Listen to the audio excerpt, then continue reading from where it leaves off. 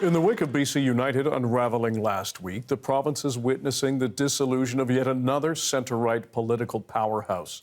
In the early 1990s, a similar fate fell on the BC Social Credit Party. It dominated provincial politics for almost 40 years, with only a brief turn in opposition in the 1970s. Former Socreds cabinet minister Jim Nielsen reflected years ago on why the once mighty dynasty lost the 1991 provincial election. Here's his take.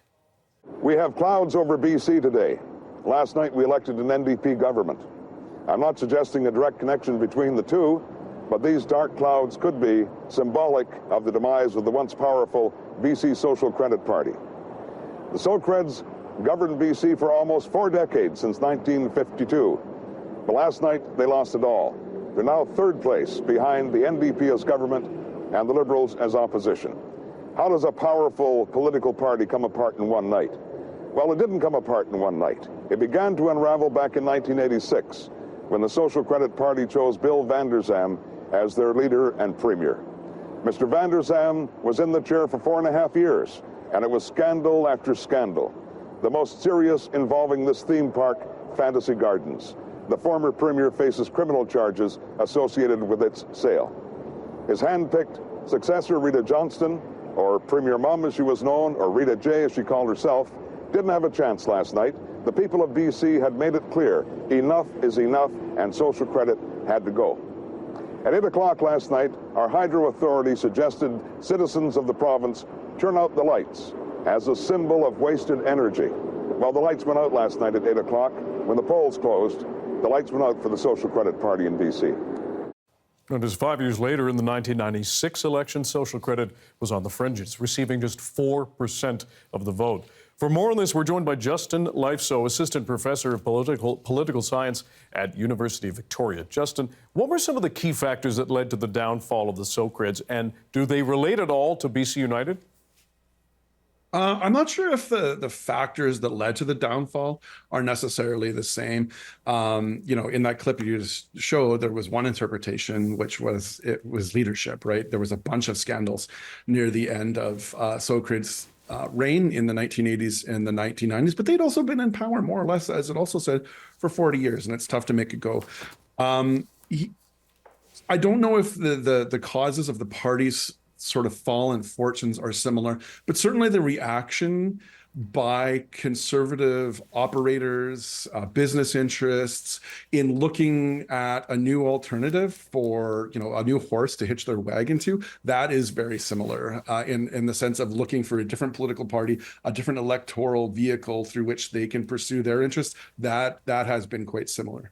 Now, with the BC Conservatives absorbing some of those BC United members and candidates, does that push them more in a certain direction, more to the center at all, do you think? Time will tell. Things have been happening so rapidly that we're not really sure what the implications are going to be in terms of how that party is going to operate, where it's going to be aligned ideologically. Certainly, some of the decisions they've made with respect to who is going to be welcomed into the party as a conservative candidate demonstrate that they are perhaps wanting to appeal to a more centrist vote than they were before BC United collapsed. That being said, the leader of the Conservative Party has been saying things that are, at the same time, with respect to climate change, that sort of thing, that are not going to be consistent with that effort. So right now we're seeing, I think, inconsistent messages in terms of the decisions they're making and the messages that they're putting out. But I think that is also a function of how rapidly it's happened and how quickly they're trying to make these decisions.